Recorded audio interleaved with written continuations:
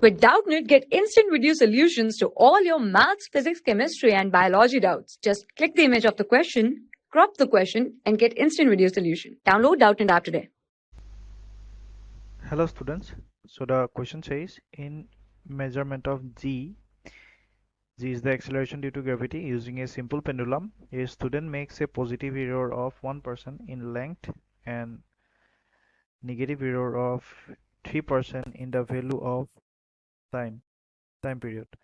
The percentage error in the measurement of acceleration due to gravity g we have to calculate. Now there are terms like positive error and negative error, but error has uh, no positive or negative value, it is same. So the positive error and negative error are taken in same sign. Now it is given that the length if the original length is L, then percentage error in the length, that is del L by L, this is the relative error, multiplied by 100%, that is its percentage value, it is given as 1%. And also in the time period, the boy makes a error of 3%. So if t is the time period, then relative error will be del t by t. Del t is the change in value, t is the original value. So percentage value is given, it is given as 3%. Now we know that for a simple pendulum, the time period t is given as twice by root over length L by g. G is the acceleration due to gravity, L is the length of the pendulum, and t is the time period of the pendulum. So t must be proportional to L to the power half divided by g to the power half, or we can write t square proportional to L by g.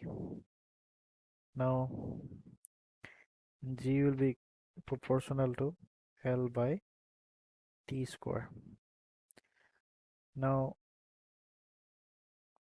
if del g is the change in value of g divided by original value, this is the relative error in g, which must be equals to relative error in L. This is divided by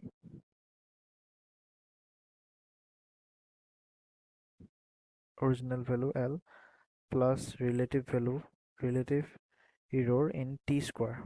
So it will be 2 del t, since it has a power of 2, divided by t.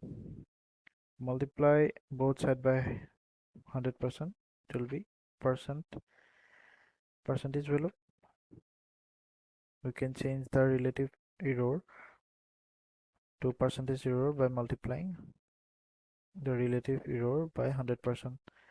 So del g by g, percentage error in g, must be equals to percentage error in length. So percentage error in length is given as 1%, and percentage error in time period is given as 3%. So it will be 1% plus 2 into 3%. So it will be 7%. So third option is our correct option. Thank you. For class 6 to 12, IIT JEE and NEET level. Trusted by more than 5 crore students. Download Doubtnut app today.